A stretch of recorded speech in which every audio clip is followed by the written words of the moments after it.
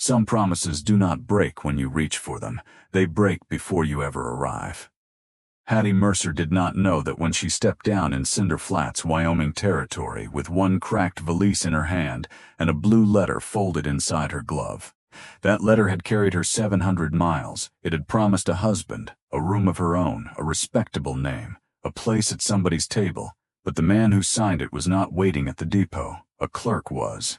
And the look on his face told Hattie the truth before his mouth found the courage. The stage had left her in a town she had never seen, under a sky too wide to offer shelter, with dust in her lashes and less than $5 sewn into the hem of her dress. By morning, people would call her foolish. By winter, one dying household would call her necessary.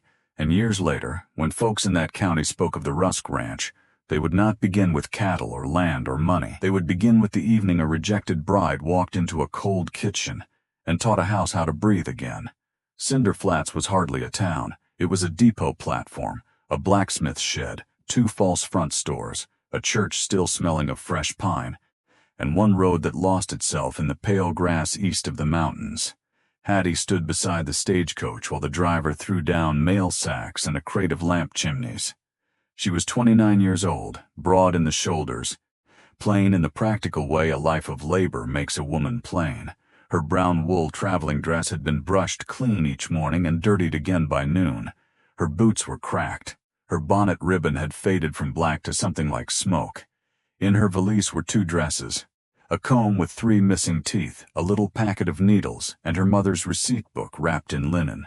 Receipt, her mother used to say, not recipe, because a good dish was a kind of proof. A receipt that somebody had stayed, tended, remembered, and fed the living before grief could eat them whole.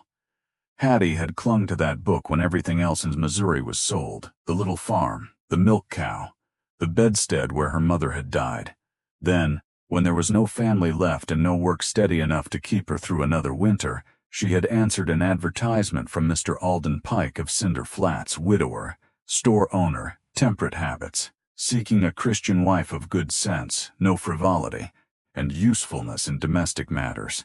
His letters had been stiff, but stiffness could still be honest.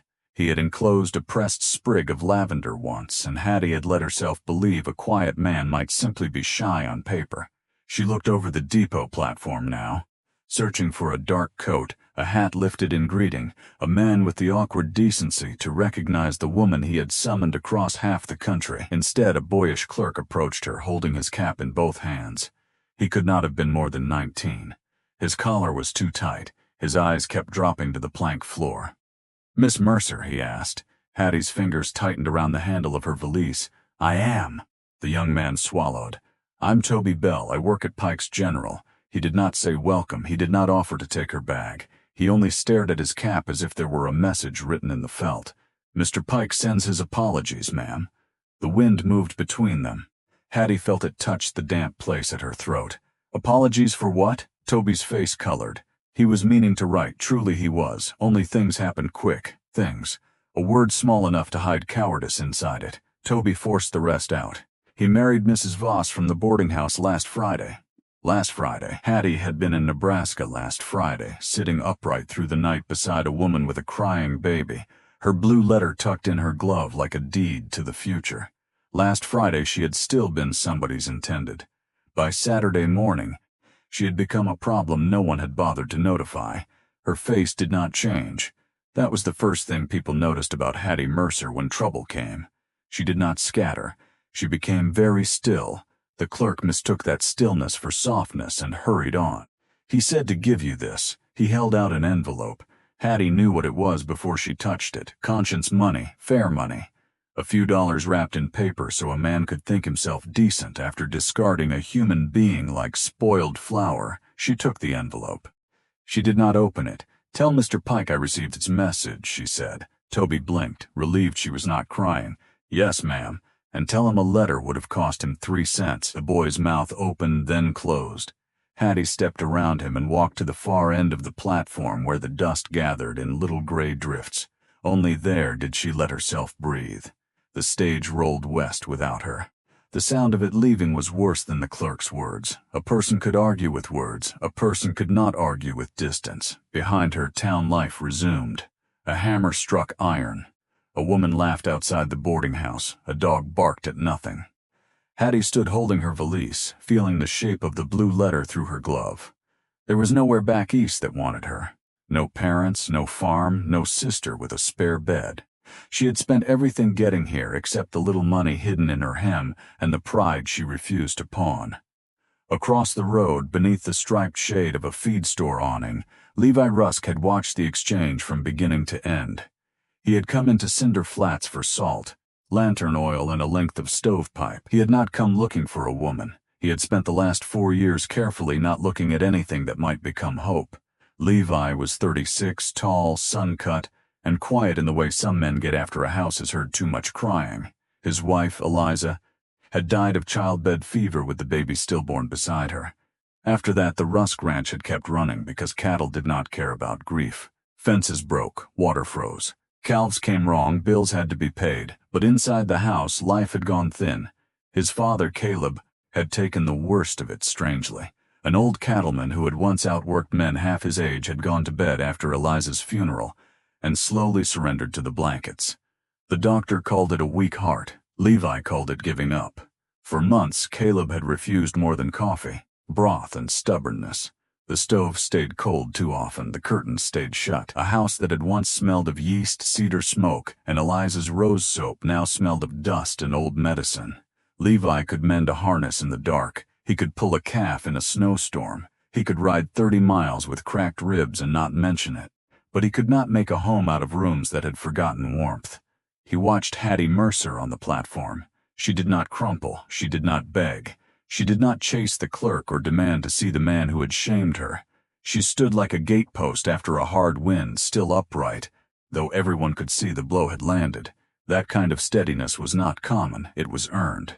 Levi crossed the road before he had allowed himself to think too long about it. His boots sounded heavy on the packed dirt. He stopped several feet away. "Ma'am." Hattie turned. Her eyes were gray-brown, clear and dry, not soft, not pleading, just watchful. Levi removed his hat. "My name is Levi Rusk. I own a ranch 6 miles north of town." She said nothing. That made him choose his words carefully. "I heard enough to understand you've been dealt a mean hand." Her chin lifted slightly. "I don't require pity, Mr. Rusk. No, ma'am, I didn't think you did." That seemed to settle something between them. He looked toward the road, then back at her. "I require help." The sentence was plain enough to be trusted. Hattie waited. "My father is ill. The doctor says his heart is failing, but I reckon it's his will more than his heart. I need a cook, a housekeeper, someone who can keep a sick room decent and a kitchen running." He paused, aware of how rough the offer sounded against what she had traveled for. "It isn't marriage. It isn't what you came west expecting. It's wages, board, and a room with a door that closes. A room with a door that closes." The words struck her harder than they should have. What wages? $12 a month. Hattie kept her expression still. That was more than most families paid for house help, and they both knew it. "You can afford that? If you can keep my father eating, I can't afford not to. No romance, no charm, no polished promise. Only a tired man naming a need and offering fair money for honest work." Hattie looked at the boarding house, then at the empty road where the stage had vanished, then at Levi Rusk. "What sort of house is it?" His answer did not come quickly. A sad one. The honesty landed clean. He did not dress it up. He did not pretend she would be comfortable. He did not say cheerful. "A sad house can still be swept," Hattie said at last. Levi looked at her then, really looked, and something like respect moved across his face. "Yes, ma'am, I suppose it can. My name is Hattie. Levi." He reached for her valise, then stopped. "May I?" She handed it to him. The handle, which had bitten into her palm for the last hour, disappeared inside his broad hand as if it weighed nothing. Hattie kept the envelope from Mr. Pike unopened in her glove. She climbed into Levi Rusk's buckboard as the sun started to drop behind the sage hills. By the time the town shrank behind them, the blue letter had ceased being a promise. It had become evidence, and Hattie Mercer, who had been sent west to belong to one man, was riding toward the house that needed her before it even knew her name. The Rusk Ranch sat in a shallow bowl of land where the grass grew silver and tough. A creek ran behind the barn, narrow but stubborn. The house itself was made of squared logs with a stone chimney and a sag in the porch roof that had been waiting too long for repair. There were cattle in the lower pasture, a milk cow near the fence, chickens scratching under an overturned crate, and a single cottonwood leaning over the yard like an old woman listening. It might have been a good place once. Hattie could see that immediately. Good bones, bad silence. Levi carried her valise inside. The first smell that met her was shut-up air, then ashes, then the sour, medicinal odor of a room where sickness had become the master of the house. The main room was orderly in a joyless way. Table, chairs, rifle rack, cold hearth, a shelf of chipped plates. No tablecloth, no curtains, no mending basket near the fire. No sign that a woman had sat down anywhere and left a ribbon, a thimble, a page turned in a book. It was not dirty, that would have been easier. Dirt was an honest enemy. This was worse. This was neglect polished into habit. Levy set her valise beside a small room off the kitchen. This was the sewing room once, he said. There's a bed. It isn't much. Hattie looked inside. A narrow cot, a peg for hanging clothes, a washstand, a little window facing the creek. It's enough. He nodded toward the hall. My father's room is there. He may not answer if you speak. He hears more than he lets on. What does he eat? Coffee, sometimes biscuits soaked in milk, most days not enough to keep a sparrow alive. Hattie's mouth tightened. And you? Levi seemed surprised by the question. Whatever's quickest, that is not an answer. A flicker moved at one corner of his mouth, not quite a smile. No, I reckon it isn't. He shifted his hat in his hands. I'll bring in water and wood. You tell me what you need from town once you see the pantry. Then he left her in the kitchen. Hattie stood still until his footsteps faded. Only then did she remove her gloves. She took the blue letter from one and laid it flat on the kitchen table. Alden Pike's handwriting looked thinner than before, less like a future, more like an insect trail. She took his envelope of money and set it on top of the letter without opening either one.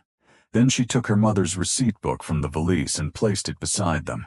3 papers on a bare table, a broken promise, a coward's payment, a dead woman's instructions for keeping people alive. Hattie chose the last. She cleaned before she cooked. That was how her mother had taught her. A kitchen had to be cleaned before it could feed anyone properly. She shook ash from the stove, scoured grease from the iron, pumped water until it ran cold and clear, wiped mouse dust from the pantry shelves, found flour gone lumpy, beans in a sack, coffee, cornmeal, a crock of salt pork, potatoes soft-eyed but usable, onions braided and dry at the neck. She found no fresh herbs, but she had brought her own small packets: sage, bay leaf, dried parsley, a pinch of black pepper wrapped in paper. Precious things, small things, things that told a pot it was meant to become more than boiled survival. That first night, she did not attempt comfort. Comfort required trust. She made cornmeal cakes, fried salt pork, and potatoes browned hard in the skillet. Levi came in after dark with sawdust on his sleeves and a tiredness so deep it seemed older than his face. He stopped in the doorway when he smelled the food, not because it was grand, because it was deliberate. They ate at the table with the lamp between them. Hattie waited for him to begin. Levi waited for her. That little courtesy almost undid her.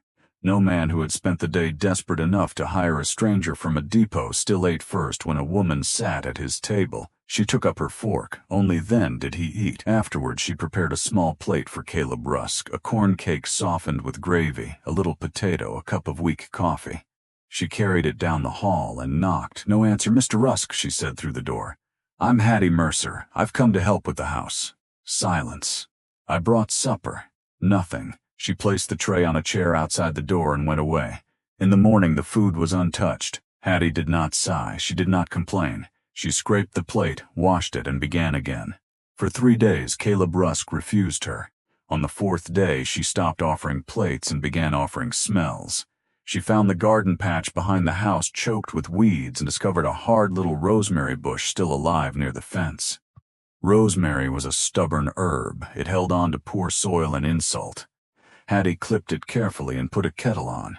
She browned a hen Levi had butchered, saving every bit of fat. She added onion, potatoes, a heel of celery from the pantry, sage from her packet, rosemary from the yard, and enough black pepper to make the steam wake the nose before the tongue. Then she made dumplings, not pretty ones, good ones, the kind that swelled in broth and took on the flavor of everything around them. The house changed before the people did. The smell moved. First, it crept under doors. It softened the hallway. It climbed the rafters and came down again warmer. By noon, the kitchen no longer smelled like a duty. It smelled like somebody had decided the day was worth surviving. Levi came in from the barn and stopped dead. His eyes went to the pot. "That chicken from the red hen?" "Yes. She was a mean bird. Mean birds make strong broth." This time the almost smile became real for half a second. They ate in quiet, not the old hollow quiet, a working quiet, spoons against bowls, fire settling in the stove, wind pressing at the window. After Levi returned to the pasture, Hattie filled a small bowl with broth and one dumpling. She carried it to Caleb's door. "Mr. Rusks, this is chicken and rosemary." No answer. "It will be out here whether you want it or not." She set the bowl on the chair. An hour later, when she returned, it was still full, but the door was open 1 inch. That was not victory. Not yet, but it was not nothing. The next day, Hattie made bread. The day after that, barley soup with marrow bone. Then beans cooked slow with onion and molasses. Then apple skillet cake from shriveled fruit she found in a crate. Each morning she opened windows. Each afternoon she closed them before the chill came in. She washed curtains that had yellowed on the shelf and hung them in the main room. She beat rugs. She blackened the stove. She made the wood box a rule, Levi noticed. Not with words at first, with firewood stacked before dawn beside the kitchen door, with a repaired pump handle she had not asked for, with a sack of clean apples brought from a neighbor because he had heard her mutter over the shriveled ones. And every day, Hattie left something at Caleb's door. Every day something about the tray changed. At first untouched, then the coffee gone, then the bread broken, then one dumpling missing. On the 9th evening, Hattie was rolling biscuit dough while Levi sat at the table oiling a bridle. The stove held a pot of beef broth thick with onions and barley. Rain tapped the roof in a steady autumn rhythm. From the hallway came a sound neither of them recognized at first, a scrape, a breath. The slow drag of feet against boards. Levi stood so quickly his chair struck the wall. Hattie turned, flour on her hands. Caleb Rusk appeared in the kitchen doorway. He was a large man reduced to bones and stubborn eyes. His nightshirt hung from him. His beard had gone wild. One hand gripped the doorframe, the other trembled against his chest, but he was standing. Levi did not move. He looked afraid that motion would break the sight. Caleb's eyes fixed on the stove. He breathed in once, then again. His voice came out rough as a rusted hinge. "That broth," he swallowed. "That broth smells like my Ruth used to threaten death with a spoon." The room held still. Then Hattie, who understood that some miracles are easily frightened, wiped her hands and pulled out a chair. "Then you had better sit before it changes its mind." Caleb stared at her. A dry rasp came from his chest. It took Hattie a moment to realize it was laughter. Levi helped his father to the table. The walk was only 10 feet. It took nearly a minute. But when Caleb sat in the chair at the head of the table, the house seemed to shift around him, as if a beam had been put back into place. Hattie served him a half bowl, not too much, enough to invite the body back without insulting it. His hand shook so badly the spoon tapped the rim. She guided his wrist once, then let him try. He managed 3 spoonfuls, then 4. On the 5th his eyes closed. Levi looked away. Not fast enough to hide what was in his face. For the first time since Hattie had arrived, the silence in that house was not empty. It was full of people trying not to weep over soup. After that night, Caleb began returning by inches. The first week, he sat at the kitchen table for broth, the second for bread. By the third, he complained that Hattie's coffee was too gentle and Levi's shaving looked like fence work done by a drunk. Complaining, Hattie knew, was often the first healthy thing an old man did. Color came slowly into his face. His hands stopped shaking quite so much. He slept less during the day. He asked for his boots and was refused. He asked again with more profanity and was refused again. Finally, on a cold morning when frost made the yard glitter, Hattie found him sitting by the window in his trousers, trying to tie one boot with breath enough for curses but not enough for knots. "You planning to run cattle from that chair?" she asked. Caleb glared. "I'm planning to look at my own barn before I die." "Then you should eat breakfast first, so dying doesn't make you late." Levi heard it from the doorway. He laughed. It was not a big laugh. It was one startled sound he seemed to regret the moment it escaped. But the house heard it. Hattie heard it. Caleb heard it too, and his eyes softened in a way that made him look suddenly older and kinder. That evening, after Caleb had eaten eggs and toast and half an apple fried with cinnamon, he stayed by the fire while Levi checked the stock. Hattie mended a torn flour sack near the lamp. For a long while only thread moved. Then Caleb spoke. Ruth could make a meal out of a nail and 2 lies. Hattie smiled without looking up. Useful talent. She fed 30 hands one Roundup year when a storm took the chuck wagon sideways. Men still talked about her biscuits 10 years after. His gaze drifted to the fire. Eliza learned from her, Levi's wife. Sweet girl. Not strong enough for this country, but brave. Brave counts. Hattie's needle slowed. Caleb had never said Eliza's name before. When she died, he continued. Levi buried 2 coffins in one morning and came back to milk the cow before dark. His mouth worked as if the next words hurt. I was proud of him. Then I hated him for it. Hattie looked up. Caleb kept staring into the flames. He kept moving. I couldn't. I thought if I lay still long enough, the Lord might forget to leave me here. The fire popped. He didn't, Hattie said quietly. No, sent you instead. She felt heat rise in her cheeks. I'm only cooking, Mr. Rusk. He turned his sharp old eyes on her. That is what folks say when they don't understand what cooking is. The word struck close to her mother's receipt book, lying now on the kitchen shelf where she used it every day. Caleb's voice lowered. A body can starve on food if nobody means it. Hattie had no answer for that. When Levi came back inside, rain on his hat brim, he stopped at the sight of them by the fire. Something had passed in the room while he was gone. He could feel it. Caleb looked at his son and said, Boy, you ever notice Miss Mercer cooks like she's arguing with death? Levi took off his coat slowly. I have noticed she wins more arguments than most. Hattie should have looked away. She did not. For a moment the 3 of them were bound by the lamp glow, the fire, and the plain truth that a house could be rebuilt without anyone saying the word love. Winter came down early that year. By November the creek skinned over with ice every morning. Snow gathered against the north fence. The cattle grew shaggy and mean-tempered. The road to Cinder Flats disappeared twice and reappeared in mud. Hattie worked harder than she ever had, and somehow the work felt less like punishment than waiting had. She learned the ranch's weather, which windows rattled first when a storm shifted, which hens hid eggs in the hay, which floorboard outside Caleb's room complained under a careful step. She learned that Levi drank coffee black unless he had ridden all night, when he took 1 spoon of sugar and looked ashamed of needing it. She learned he sang under his breath to frightened horses and stopped if he knew anyone heard. She learned that his left hand carried a scar from a wire cut and his right shoulder stiffened before snow. Levi learned her too. He learned she hummed when Doe was behaving and went silent when it was not. He learned she saved onion skins for broth and straightened crooked things without seeming to notice she had done it. He learned she opened her mother's receipt book with freshly washed hands, always.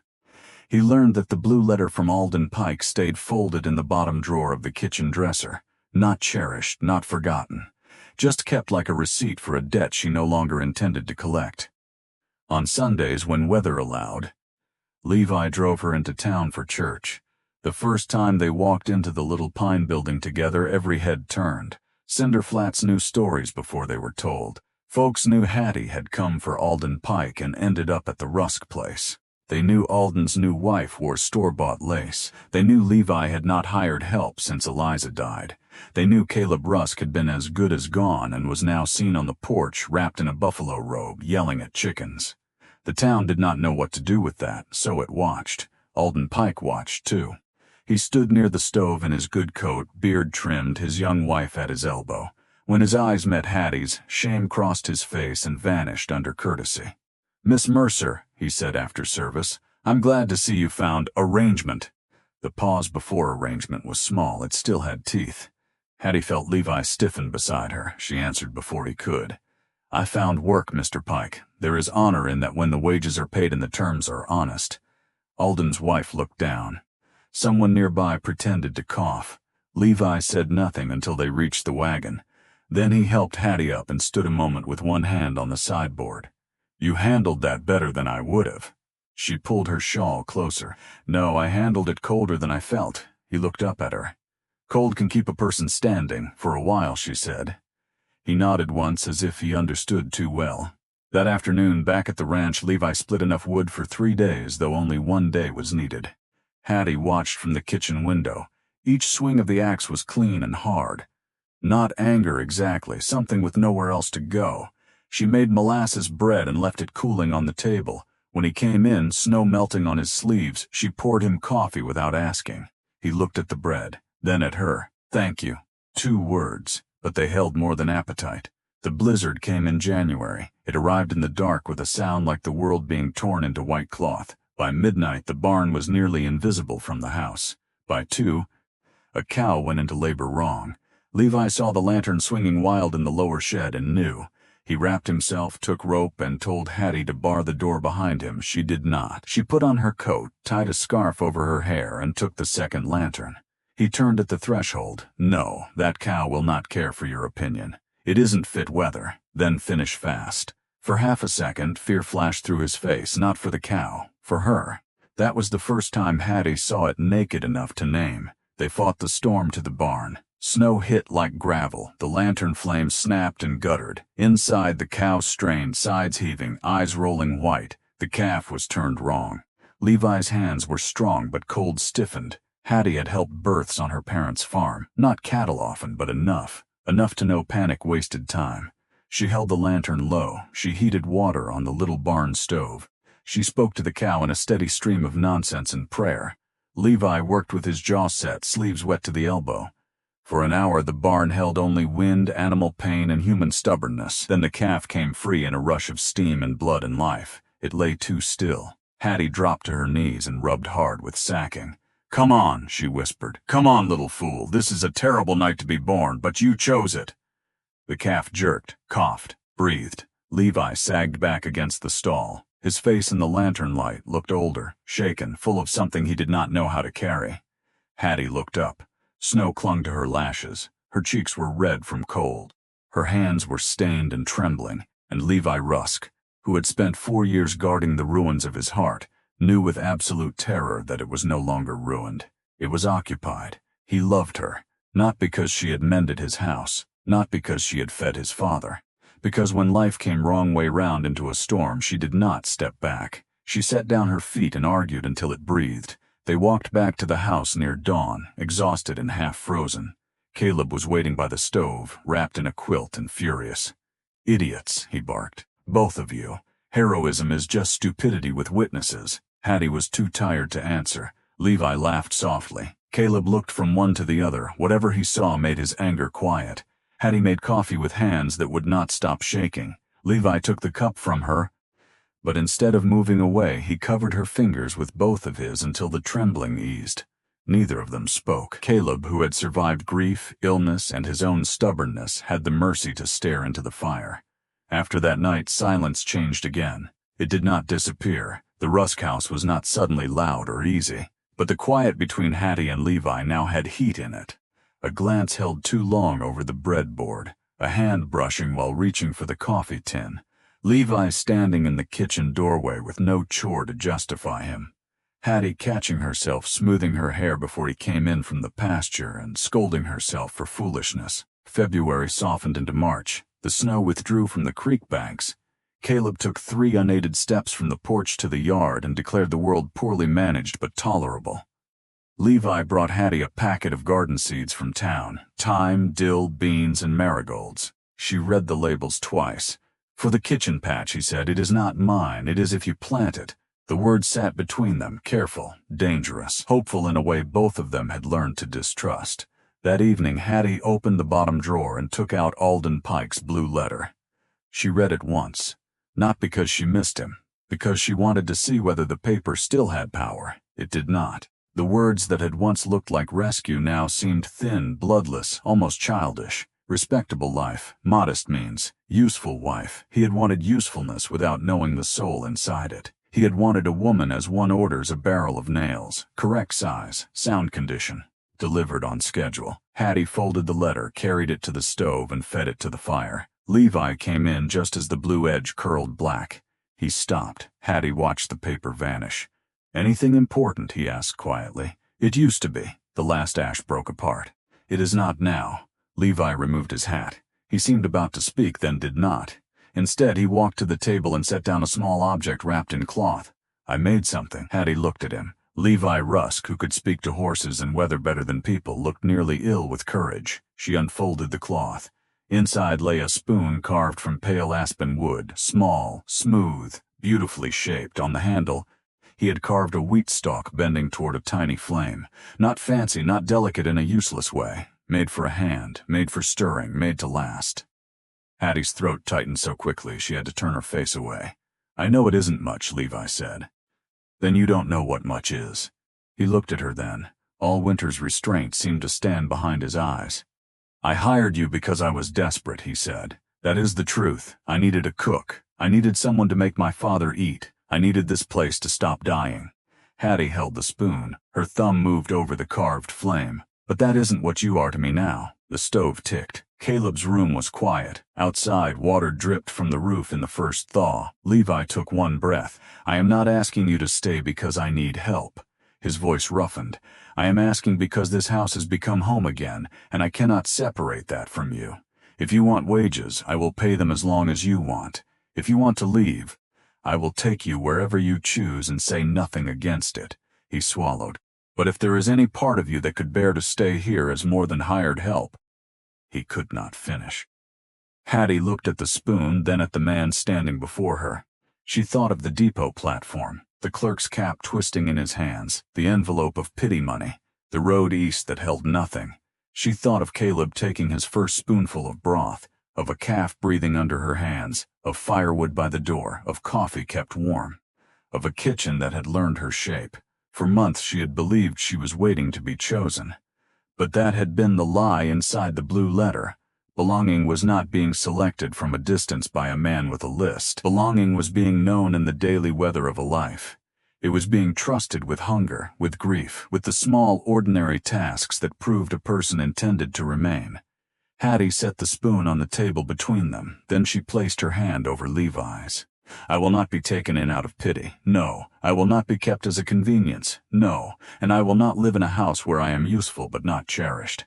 Levi's eyes shone. "You would be cherished here." The answer was so immediate, so plain, that the last guarded place in her gave way. Hattie nodded. "Once. That was all." Levi closed his hand around hers as if accepting something sacred. From the hallway came Caleb's voice. "About time."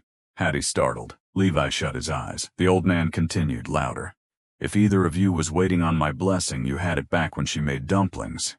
Hattie laughed then, not politely, not carefully. She laughed until tears came. Levi laughed too, one hand still holding hers, and the Rusk house, which had once kept grief like a locked room, filled itself with a sound it had almost forgotten. They were married in April, when the ground smelled of thaw and new grass. The preacher came out from Cinder Flats because Caleb declared no son of his was getting married under the eyes of Alden Pike unless there was cake afterward to improve the occasion. Hattie wore her brown wool dress, cleaned and mended so finely the worn places looked intentional. In her hair, she pinned one sprig of rosemary from the yard. Caleb stood with a cane, pretending not to lean on it. Levi held her hand through the whole service, as if the vows were not a beginning but an answer to what had already been built. There was no grand wedding breakfast, only bread, beans, fried apples, coffee, and a cake Hattie had made herself because she trusted no one else with the crumb. Alden Pike sent a note. Hattie did not open it. She used the back of the envelope to write down how much molasses she had put in the cake, because Caleb said it was worth recording. Years later, the spoon Levi carved never sat in a drawer. It lived in a blue crock beside the stove. The handle darkened from use. The carved wheat grew smooth under Hattie's thumb. Children eventually came to the Rusk table. So did hired men, neighbors caught in storms, widows passing through, drifters with hollow eyes and careful manners. No one left hungry if Hattie could prevent it. Caleb lived long enough to teach one grandson how to spit through his teeth and one granddaughter how to cheat at checkers with dignity.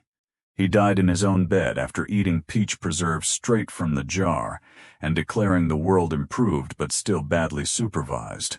Levi buried him under the cottonwood beside Ruth and Eliza and the child who never drew breath. Hattie stood with him there, not as a replacement for what had been lost, as proof that loss did not get the final deed to a house. Some evenings when the light went red across the pasture, Levi would find Hattie at the kitchen table with her mother's receipt book open. He would touch the carved spoon in the crock as he passed. A habit, a prayer, a thank you he no longer needed words for. And sometimes Hattie would think of that first day in Cinder Flats, the closed face of the clerk, the absent man, the letter that had failed her. She did not hate that day anymore. A broken promise had left her stranded, but it had also kept her from spending her life in a storekeeper's parlor, being valued only for arriving on time. It had placed her on a depot platform where a grieving rancher saw not a rejected woman, but a steady one. It had carried her to a cold kitchen and a dying old man, and a house that did not know it was waiting. Some lives begin when a door opens. Hattie's began when one closed. Because the promise that mattered was not written in blue ink. It was written in firewood stacked before dawn, in broth carried down a dark hall, in a carved spoon made by trembling hands, in the warm, crowded silence of people eating together after grief had nearly convinced them they were finished. Hattie Mercer came west to become a man's wife. Instead, she became the reason a house remembered how to live. And at the rusk table, where the bread was always cut thick and the coffee was always kept warm, she found what no letter could have promised her. Not rescue, home.